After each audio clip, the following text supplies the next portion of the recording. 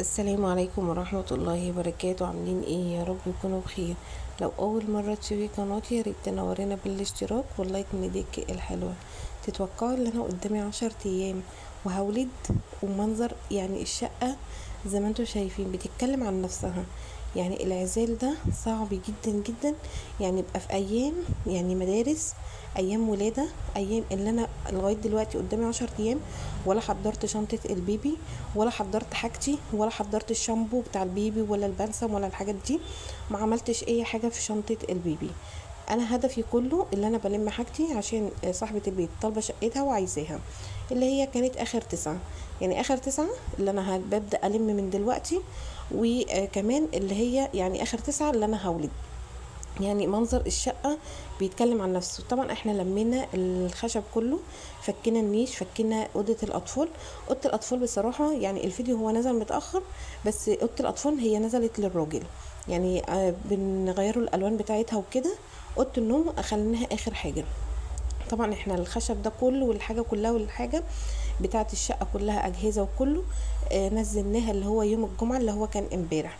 نزلناها بصراحة والنهارده بقى الشقة كلها فاضية، عبارة عن حاطة فيها مرتبتين بس بتوع اوضة الاطفال، دول اللي انا هعملهم تنجيد، هما والمخدات بنباتوا فيها. وفي نفس الوقت انا ببات عند امي عشان الاكل والشرب والمدرسة والهدوم وكده.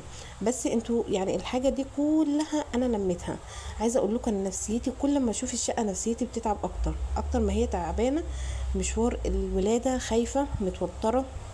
هو مش اول عيل ليا بصراحة، هو تالت عيل، بس يعني المرة دي متوترة، خايفة جدا من اوضة العمليات. يعني في نفس الوقت اللي انا ضغط على نفسي جامد من مشوار التعزيل، وربنا ما يكتبها لحد. يعني انا قاعدة في ملكي، اللي جرالي بقى خلاني رحت للايجار وهرجع لشقتي الملك تاني. طبعا زي ما انتم شايفين انا ما عملتلكوش فيديو خالص لمشتريات المدرسه، بس والله غصب عني. طبعا يعني الحاجه كلها متبعكيشه زي ما انتم شايفين، ومنظر الشقه طبعا كل ده راح في شقتي اللي هي الملك. وان شاء الله هوريها لكم منظر الشقه هناك عامل ازاي.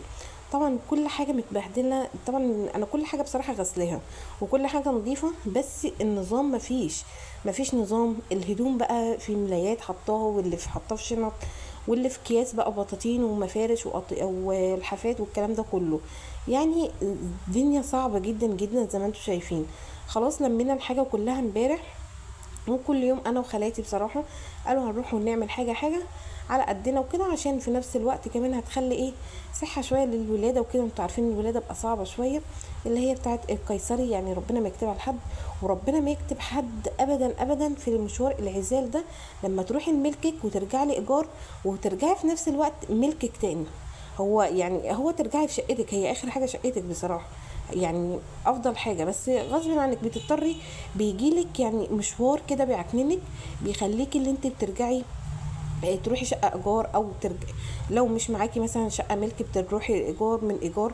يعني ربنا ما يكتبها لحد، اللهم امين. يعني عايزه اقول لكم تدعوا لي بقى دعوه حلوه كده منكم، ربنا يديني الصحه ويديني ساعه من عنده اولد فيها بالسلامه، وفي نفس الوقت اخلص شقتي. والله انا هدفي كله ان انا اخلص الشقه عشان ابقى رايقه كده، واعرف ان انا احضر حاجه البيبي. ومفيش روقان، يعني ضغط مدرسه. يعني احنا لمينا الحاجه والمدرسه يوم اللي هو يوم السبت ده وديت ابني، يوم الاحد هودي ابني التاني اللي هو في سنة تانية. يعني حاجة كده بتتكلم عن نفسها. ما تنسونيش الدعاء بالله عليكم، دعوة حلوة كده منكم عشان اتشجع كده بيكم. وان شاء الله ولد بالسلامة. هنبدأ بقى فيديوهات كده في شقتنا الجديدة، وهنعمل حاجات حلوة وروتينات جميلة بإذن الله. طبعا انتوا شايفين انا اليومين دول مش عارفة اتصور معاكم اي حاجة، ولا اعمل اي اكل ولا اي حاجة بمشوار العزال اللي انتوا شايفينه. طبعا بصوا الخشب بقى مرمي، وشنط وكياس، وكله حاجة مرمية وحاجة صعبة جدا جدا. يعني عايزة اقول لكم احنا بقينا نناموا في اي حتة. النجف دلوقتي مرمي، كل حاجة مرمية في حتة. بس كده كان فيديو النهاردة. ما تنسوناش بقى بلايك من ايديكم الحلوه وتشجعوني يعني عايزاكم تدعوا لي دعوه حلوه كده. انا بوريكم بصوا منظر ايدي ورمه ازاي من الزلال بتاع الحمل. يعني بصوا انا اخر ايدي كده بضمها وورمه، مش قادره البس خواتم الذهب ولا الدبله بتاعتي ولا اي حاجه من الورمان. بس حطوا لايك، والسلام عليكم.